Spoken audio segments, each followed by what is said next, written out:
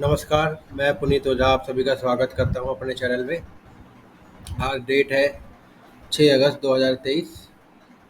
जैसा कि last week हमारा मार्केट थोड़ा बेरिश था, तो अभी हम थोड़ा आगे का सोचेंगे कि मार्केट एक्चुअल में बेरिश है या नहीं है, या फिर ये जस्ट नॉर्मल प्रॉफिट बुकिंग थी। तो हम उसका कैसे पता करें, ठीक है?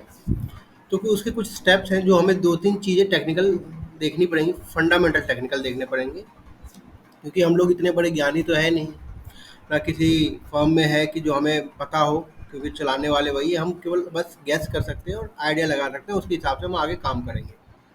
ठीक। तो सबसे पहले हम देखेंगे दो तीन चीज़ें जो हम देखने वाले हैं। एक है dollar index, USD INR, US bond yields, India की बॉन्ड यील्ड। कमोडिटी में देखेंगे हम ब्रेंट ऑयल और गोल्ड। फिर इंडाइसेस में हम देखेंगे यूएस का डाउ जोन्स और अपना निफ्टी। उसके बाद एक बार विक्स को भी देखेंगे हम। तो आज बहुत कुछ देखना है और बहुत कुछ के बारे में थोड़ा डिटेल में थोड़ी हम बातें करेंगे। ठीक। तो आइए अब देखते हैं, चालू करते हैं सबसे पहले डॉलर इंडेक्स। डॉलर इंडेक्स जो अभी क्लोज हुआ है 102 पॉइंट पे, 102.009 पे क्लोज हुआ है। और ये देखेंगे एक अप ट्रेंड के बाद थोड़ा सा डाउन ट्रेंड आया है। एक्चुअली डॉलर इंडेक्स होता क्या है, पहले ये जान लेते हैं। डॉलर इंडेक्स क्या होता है? ये पाँच छः मेजर इकोनॉमिक करेंसियों का एक इंडेक्स होता है। जैसे अपने यहाँ निफ्टी 50 है जिसमें 50 कंपनीज हैं, ऐसे ही डॉलर इंडेक्स में भी पाँच छः बड़ी बड़ी करेंसीज हैं जो मेनली ट्रेड होती है। तो ये हमारी लिक्विडिटी को शो करता है कि मतलब मार्केट में कितना पैसा है। अगर ये अप ट्रेंड में रहता है तो मार्केट में पैसे की कमी रहती है, डाउन ट्रेंड में रहता है तो मार्केट में पैसे की अवेलेबिलिटी रहती है।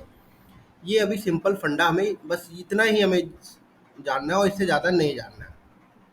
तो अभी देखेंगे कि 2022 में ये अप ट्रेंड में, देखिए आप देखें तो मार्केट क्या था इस टाइम पे, पूरा ऊपर नीचे ऊपर नीचे ऊपर नीचे चल रहा था। ये हुआ क्यों था?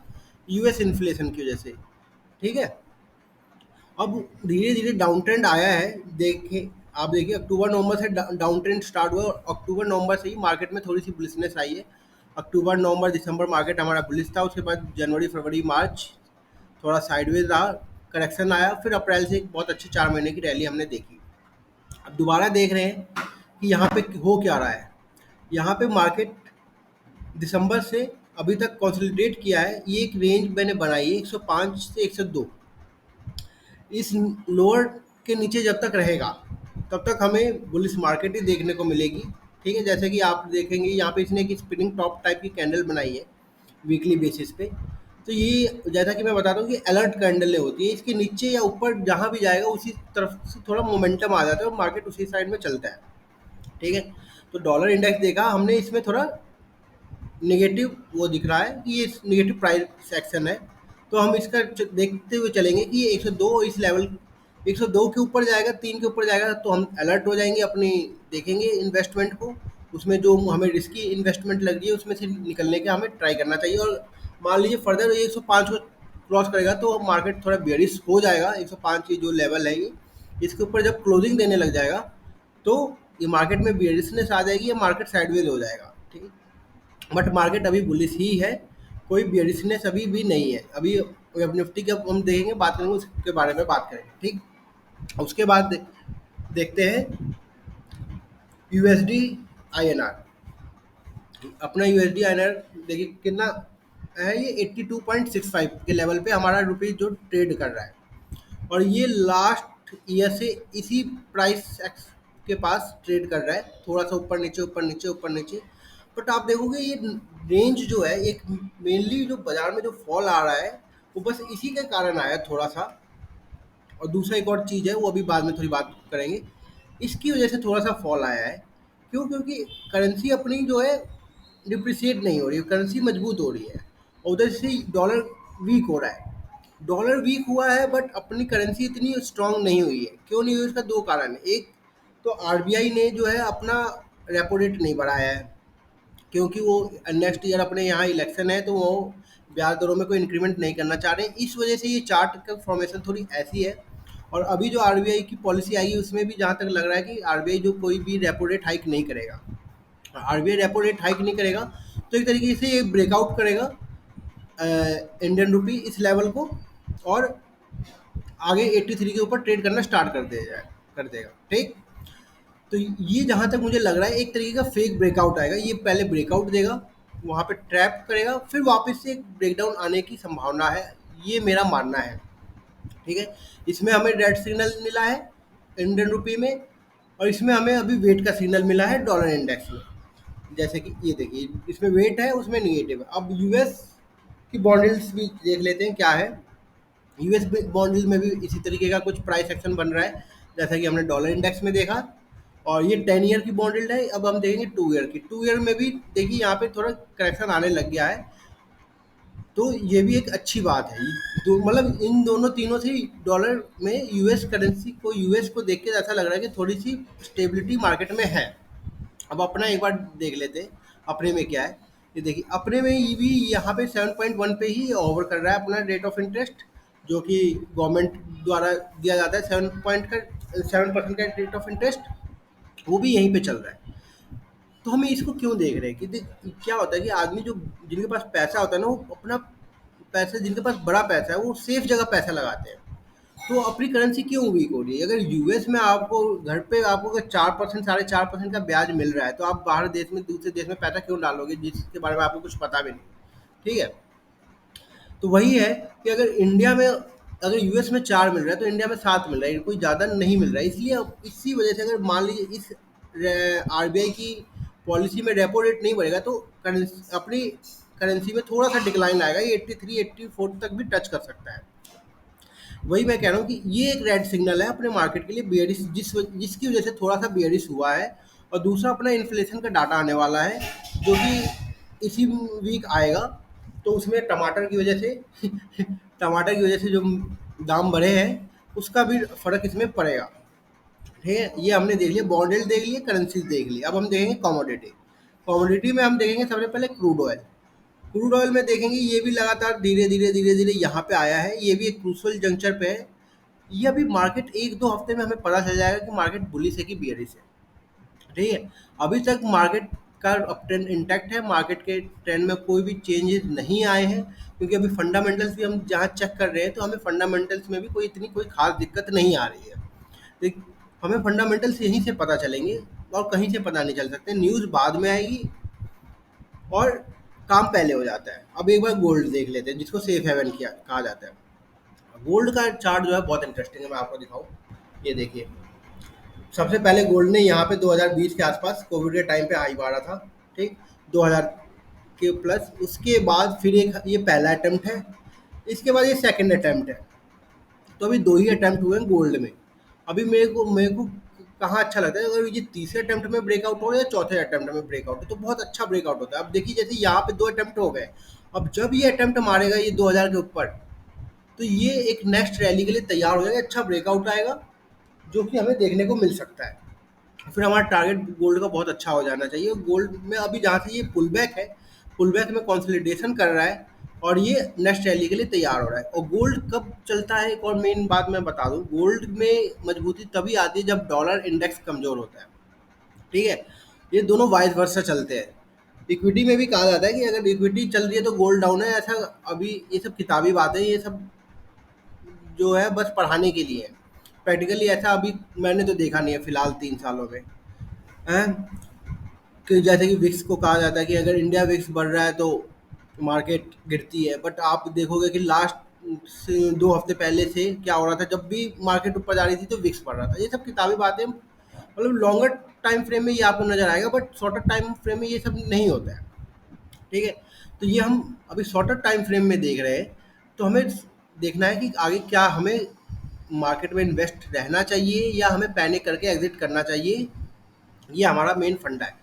तो जैसे हमने गोल्ड देख लिया, गोल्ड में भी कोई दिक्कत नहीं है, गोल्ड में भी हम एक तरीके की अपनी इन्वेस्टमेंट जारी कर सकते हैं 1880 के लेवल पे स्टॉप लॉस लगा के। तो हम लोग अपनी शॉपिंग कर सकते हैं, गोल्ड खरीद सकते हैं। और जब गोल्ड ये 1980 या 2000 को तोड़ेगा तो एक ब्रेकआउट ट्रेड भी मिलेगी हमें। अब देखते हैं यूएस मार्केट। यूएस में भी केवल डाउ जोन्स देखेंगे, इधर उधर के कुछ हमें ज़्यादा देखने की जरूरत है नहीं। डाउ जोन्स देखेंगे, ये बाजार, अमेरिकी बाजार लास्ट 1-2 साल से बहुत ज़्यादा वॉलेटाइल रहा है, ऊपर नीचे ऊपर नीचे ऊपर नीचे, क्योंकि इन्होंने अभी लास्ट 2 ईयर्स में बहुत प्रॉब्लम फेसेस की है। इन्फ्लेशन का प्रॉब्लम है, यूक्रेन रसिया यूक्रेन की वॉर की इनकी सप्लाई में दिक्कतें आई हैं, बहुत दिक्कतें आई हैं इनके इकोनॉमी में। ठीक है, तो वही हमें चार्ट में भी दिख रहा है।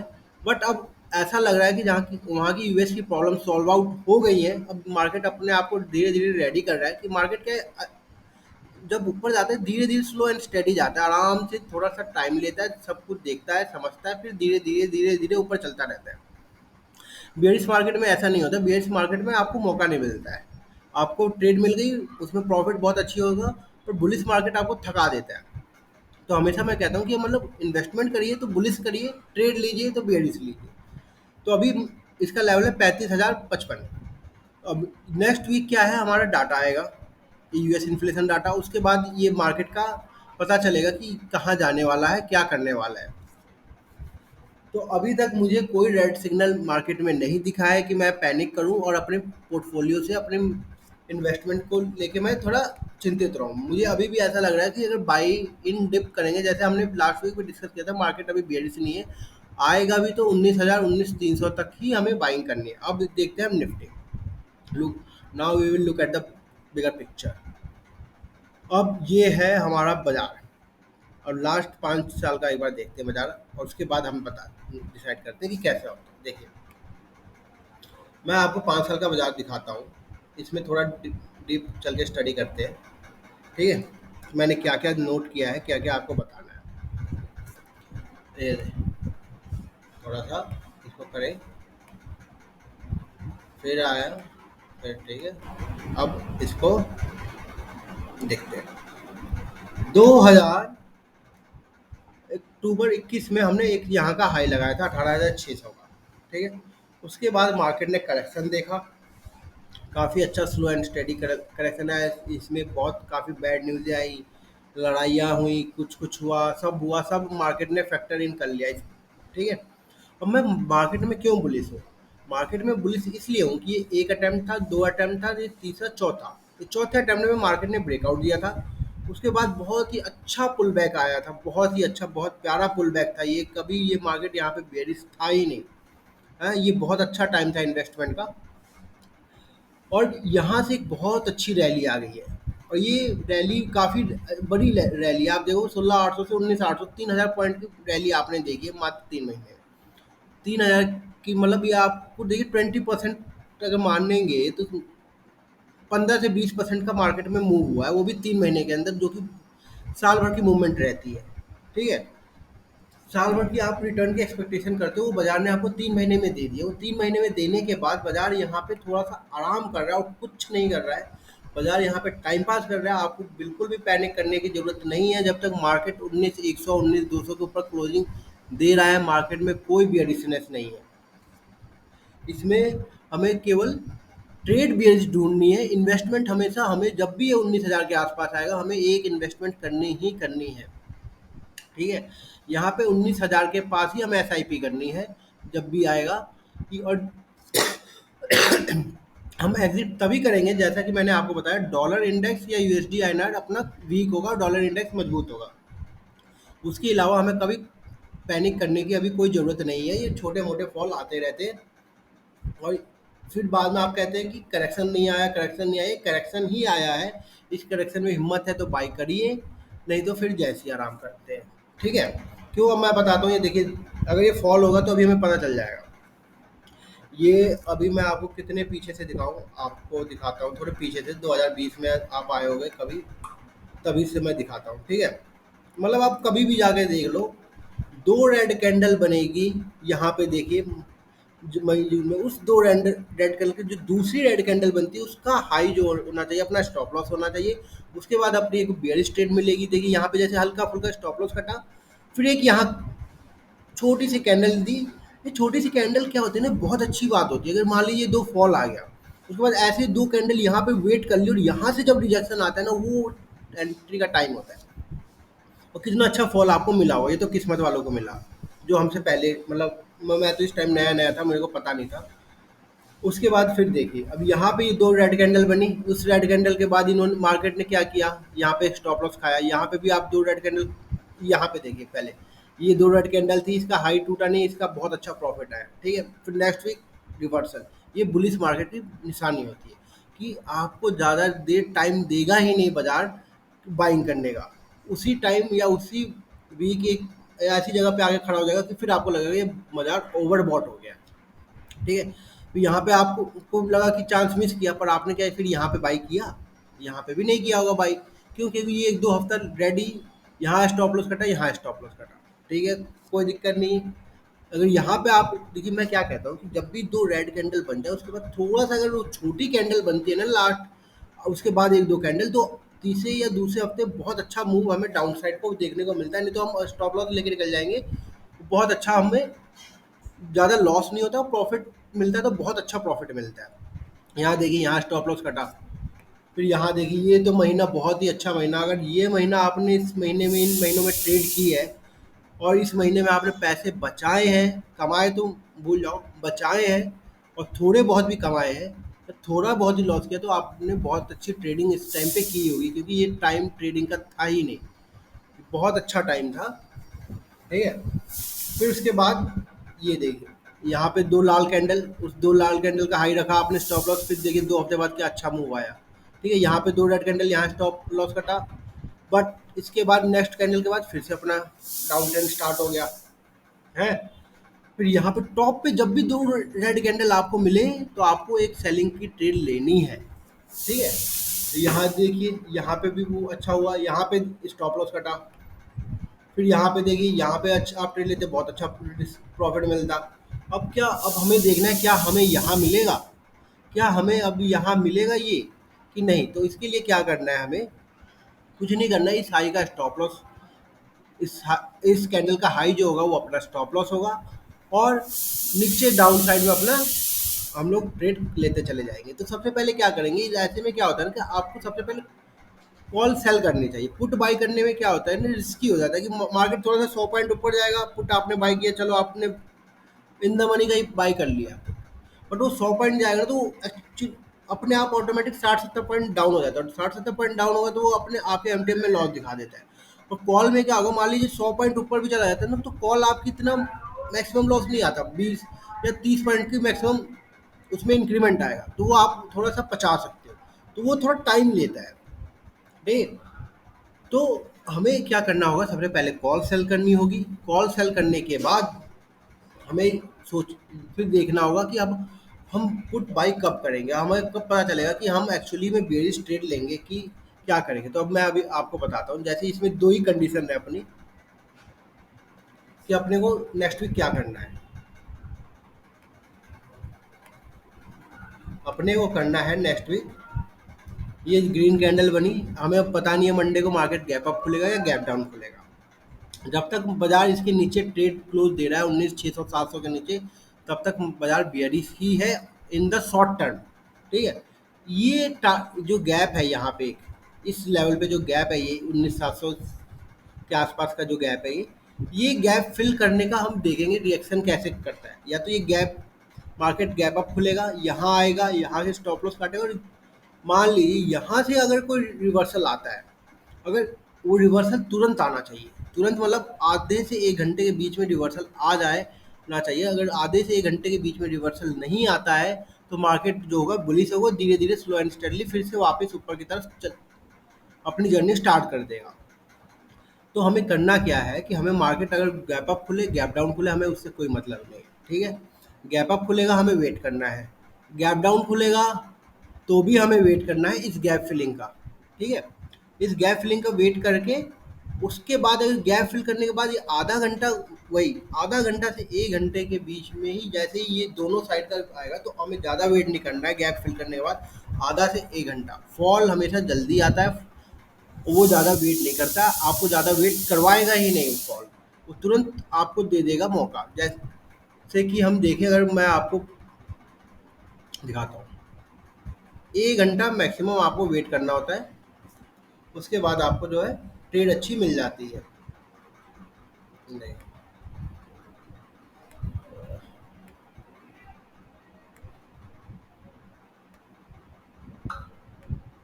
नहीं, अभी दिखाता हूँ। ये देखिए फॉल यहाँ से स्टार्ट आया, 15 मिनट वेट किया, गिरा, फिर यहाँ पे आधा एक घंटा वेट किया इसने, फिर गिरा, फिर यहाँ यहाँ थोड़ा वेट ज़्यादा किया है बाजार ने, यहाँ कि यहाँ पे पहले काटा है। अब आपको ये भी देखना होता है कि स्टॉप लॉस कटिंग मूवमेंट किधर की हुई है।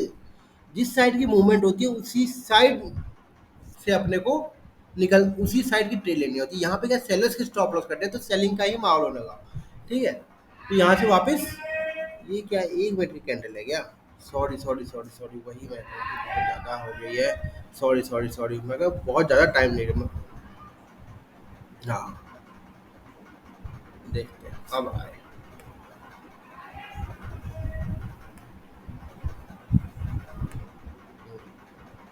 ये देखिए, अब फॉल देखते हैं हम अपना थोड़ा यहाँ से। यहाँ रिवर्सल आया, आधा एक घंटा वेट किया, फॉल। यहाँ फिर थोड़ा आधा घंटा वेट किया, फिर से थोड़ा सा फॉल। यहाँ थोड़ा आधा घंटा वेट किया, फिर फॉल, फिर फॉल। और जब ऊपर जाता है तो देखिए कितना यहाँ रुका है, 1 डेढ़ 2 घंटा रुका है, फिर धीरे धीरे, फिर एक बार पहले इनके स्टॉप लॉस काटा है, फिर ऊपर धीरे की जर्नी स्टार्ट की इसने। ठीक है, फिर यहाँ देखेंगे, फिर आधा एक घंटा रुका है, फिर फॉल फॉल फॉल फॉल। यहाँ ये देखिए 1 डेढ़ घंटा रुका है, फिर यहाँ पहले स्टॉप लॉस काटे हैं, फिर वापस मार्केट ने रैली दी है। तो यही मैं आपको कह रहा हूँ कि फॉल आएगा, फटाफट आएगा, उसमें कोई हमें ज़्यादा वेट करने की ज़रूरत नहीं होती है। और मेन कारण थोड़ा बेयरिशनेस का, बस एक अब लास्ट जो फाइनल पॉइंट है मैं आपको बता दूं क्यों मार्केट थोड़ा बेयरिश हो सकता है नेक्स्ट वीक या फिर आने वाले 1 2 हफ्ते में। उसका कारण है ये विक्स। विक्स आप देखोगे बहुत ही ज़्यादा लो चल रहा है, बहुत ही ज़्यादा लो है विक्स। इतना लो विक्स मैंने अभी तक तो ट्रेडिंग में नहीं देखा है कभी। मेरी 3 साल 4 साल की ट्रेडिंग कैरियर में मैंने इतना लो विक्स कभी देखा ही नहीं है। आप देखो, मैंने दिसंबर 2019 से ट्रेडिंग स्टार्ट की थी यहाँ पे, उसके बाद से ये देखो विक्स हमेशा बढ़ा ही है। मैंने इतने लो विक्स में कभी काम ही नहीं किया था। है, ये विक्स देखिए कितना लो चल रहा है। लो चल रहा है तो इसमें एक थोड़ा सा स्पाइक आने का है, इसी वजह से थोड़ा सा मार्केट में बेरिशनेस आ रही है। और अपना इन्फ्लेशन डाटा भी आने वाला है, तो इस बार थोड़ी इन्फ्लेशन अपनी ज़्यादा आएगी आएगी। तो वो वही मार्केट जो है पहले से प्राइसेस को फैक्टर इन कर रहा है, इसीलिए आप देखोगे कि ये इतना अच्छा करेक्शन लास्ट वीक हमको देखने को मिला है। और ये करेक्शन मुझे नहीं लगता ज़्यादा कंटिन्यू होगा, ये 1 या 2 हफ्ते में और अपनी जर्नी जो है ऊपर की तरफ अपसाइड की, अगर ऊपर की जर्नी इसको रिज्यूम करनी है, तो मैं ये नहीं कहूँगा 1 2 हफ्ता, 3 हफ्ता 4 हफ्ता 5 हफ्ता 6 हफ्ता बाद कभी भी ये अपनी जर्नी स्टार्ट कर देगा। बट बेयरिशनेस होगी तो अभी हमें 1 से 2 हफ्ते में पता चल जाएगा। और हमें अभी कॉल सेल करके रखने हैं 19,800 के ऊपर के, जितना कॉल हो गए उतने सेल करके रखेंगे। और स्टॉप लॉस उन सबका 19,740 के पास क्लोजिंग डेली बेसिस के आसपास हम लगा के रखेंगे। अभी के लिए इतना ही, शुक्रिया, टाटा, थैंक यू, बाय, हर हर महादेव।